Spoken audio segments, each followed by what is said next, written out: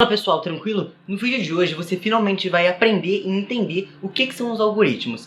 Atualmente é muito comum a gente ver os algoritmos sendo citados nas redes sociais, como por exemplo, como aprender o algoritmo do Instagram para bombar no Instagram, ou como aprender o algoritmo do YouTube para estar fazendo um vídeo subir no ranking do YouTube. E com isso a gente pode perceber que os algoritmos estão presentes no nosso dia a dia. Então no vídeo de hoje você vai aprender para que servem os algoritmos, como eles funcionam e como eles são aplicados no nosso dia a dia. Mas antes de entrarmos no conteúdo em si, pessoal, eu gostaria de avisar a você que quer aprender as melhores tecnologias que estão em alta e estão com bastante demanda, que a formação Full Stack JavaScript é a coisa perfeita para você, pois é um curso completo, totalmente voltado para os iniciantes, um curso totalmente passo a passo, onde você vai aprender as melhores tecnologias.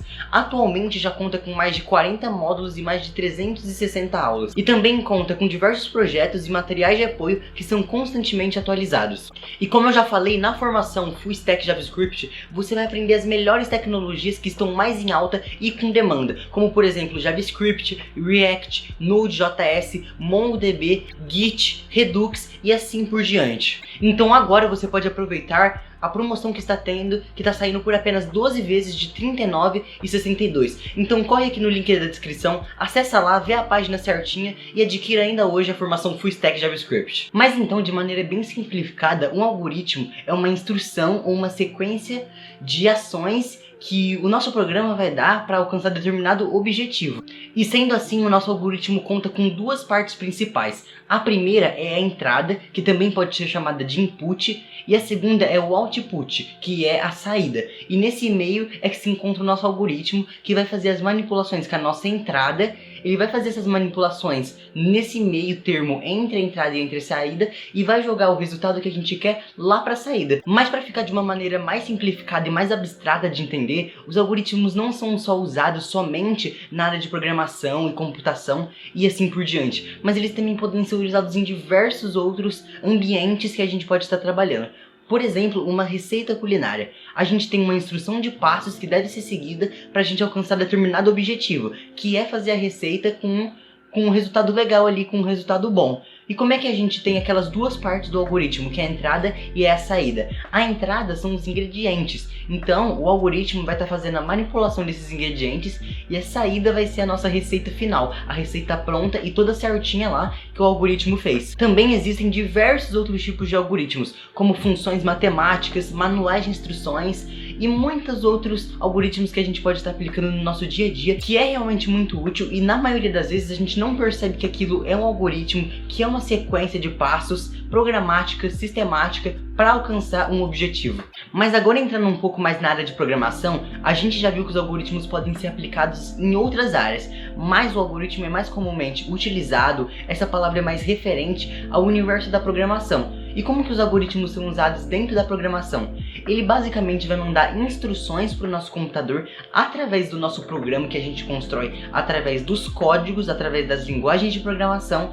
E esse algoritmo, mandando essas mensagens para o computador vai executar o que a gente deseja, que é basicamente o nosso objetivo específico com o nosso algoritmo. E lembrando que aqui no canal eu tenho um vídeo falando como você pode aprender programação de uma forma simples, rápida e gratuita. Então basta acessar o card que está passando aqui em cima para você estar vendo um pouco melhor de como isso funciona. O primeiro ponto que a gente deve se observar que tem um algoritmo é que ele se justifica, isso quer dizer que ele aumenta de tamanho conforme o objetivo que a gente quer alcançar. Isso já coloca de maneira óbvia e lógica que um algoritmo deve ter um objetivo claro e eficiente. Então ele tem que ter um objetivo definido que a gente quer alcançar com ele. Então vamos dar o exemplo, por exemplo, que a gente tenha um programa de computador. A gente vai lá e abre ele, mas ele inesperadamente fecha e quebra. Então ele houve um bug ali. O que isso significa? Significa que o algoritmo dele recebeu entradas que ele não esperava. E aí ele acabou quebrando e ele acabou não funcionando. Então isso significa que tem uma falha naquele algoritmo, tem uma falha lógica. E sendo assim, não foram consideradas todas as entradas possíveis que aquele programa poderia ter. Também é super relevante a gente observar que os algoritmos devem ter uma sequência lógica. Voltando para aquele exemplo da receita de bolo, suponha que a gente está fazendo aquele bolo, mas a gente esquece de adicionar a farinha. a gente com certeza não vai ter um bolo no final daquela receita.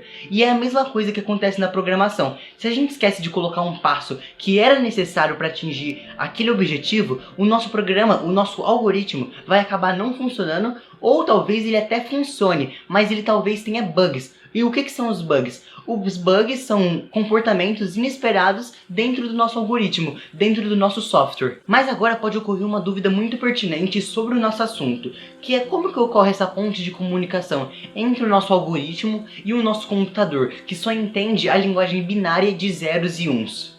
E essa é uma questão muito simples de se responder, na verdade. A ponte que faz a ligação entre o nosso algoritmo e o nosso computador são as linguagens de programação. São os códigos que vão transformar aquela sintaxe que está em inglês numa linguagem mais fácil da gente entender, da gente aprender a programar, para o código binário do computador, que são os zeros e uns, que é o que realmente vai estar executando as instruções que a gente quer. Mas agora, voltando um pouco para aquela parte dos bugs que eu comentei, o que a gente pode fazer para solucionar aquele problema que a gente tem de inputs inesperados no nosso algoritmo, para que o nosso programa não quebre, como aquele exemplo que eu dei? Então vamos supor que a gente está trabalhando com um formulário de um usuário numa aplicação nossa. Então a gente tem, por exemplo, o campo de e-mail e o campo de senha. Qual que seria o caminho perfeito do nosso usuário percorrer? Seria ele colocar o e-mail certinho lá dele, colocar a senha que corresponde com aquele e-mail, e quando ele clicar no botão de entrar, ele vai conseguir autenticar no nosso sistema.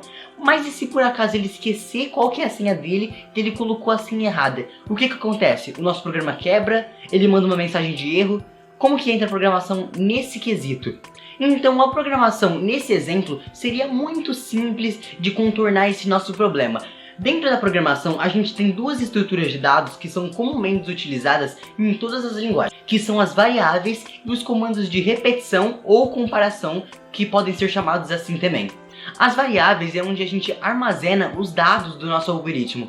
Então, por exemplo, no exemplo do formulário, a gente teria uma variável para guardar aquele dado de e-mail e uma outra variável para guardar aquele dado de senha, para posteriormente o nosso algoritmo poder estar manipulando e trabalhando com esses dois dados. E os comandos de repetição e comparação são três que são comumente utilizados, que é o se, que em inglês pode ser chamado de if, o se não, que em inglês é o else, e o enquanto, que é o while. E normalmente nas linguagens de programação eles são usados dessa maneira que eu disse em inglês, porque a maioria, se não todas as linguagens de programação são usadas em inglês. Então como que funcionaria essa programação dentro do nosso algoritmo? A gente faria mais ou menos assim, de maneira bem abstrata. Se o e-mail estiver correto, ele prossegue. Se a senha estiver correta, ele prossegue e entra no nosso sistema. Se o e-mail não estiver correto, ele manda uma mensagem de erro para o usuário. Ou se a senha estiver incorreta, ele também manda uma mensagem de erro para o usuário. Mas como que a gente pode observar os algoritmos no nosso dia a dia? Vamos supor o YouTube, por exemplo, que é onde você provavelmente está assistindo esse vídeo. Quando você entra na home do YouTube, ele, por exemplo, pode te mostrar uma receita de bolo, mas você não clicou nela. Então é bem provável que o YouTube não te mostre mais aquela receita de bolo na sua home, a não ser que você venha pesquisar por aquela receita. Então, dentro do algoritmo do YouTube, é como se ele tivesse um if, que é o se você não clicou naquele vídeo, ele não vai mais te recomendar. Mas se if você clicou naquele vídeo, ele provavelmente vai te recomendar outros vídeos de bolos, de receitas e assim por diante. É óbvio que lá no algoritmo do YouTube não tá um if assim tão brusco, né? Mas só para meios abstratos, vamos pensar que é assim que funciona o algoritmo do YouTube. Então vamos fazer uma pequena recapitulação aqui do que é o algoritmo. O algoritmo é uma sequência lógica de operações ou sequências de operações em busca de um único objetivo. Ou seja, os algoritmos que a gente cria têm como principal objetivo resolver um problema. E esse problema não são necessariamente só bugs no nosso código ou assim por diante, mas sim problemas do nosso dia a dia, como por exemplo o YouTube, que resolveu o problema das pessoas quererem assistir vídeos de uma maneira mais fácil, simples e gratuita. Mas então, eu acredito que esse seja o conceito principal de algoritmo, que é o essencial para você continuar a sua jornada. E como nós estávamos falando do algoritmo do YouTube, não se esquece de deixar o seu like aqui embaixo, se inscrever no canal, ativar o sininho das notificações, para o algoritmo do YouTube entender que esse vídeo é relevante e pode estar ajudando outras pessoas a entender melhor o que são algoritmos e como ele é aplicado na nossa vida. E também, se você tiver alguma dúvida, alguma sugestão, algum tema de vídeo, basta colocar aqui embaixo nos comentários comentários, que eu com certeza vou estar vendo e vou estar te respondendo. Mas por hoje é só, pessoal, eu realmente espero que você tenha gostado, que o vídeo tenha te ajudado de alguma forma, mas então é isso, por hoje é só, até o próximo vídeo e tchau!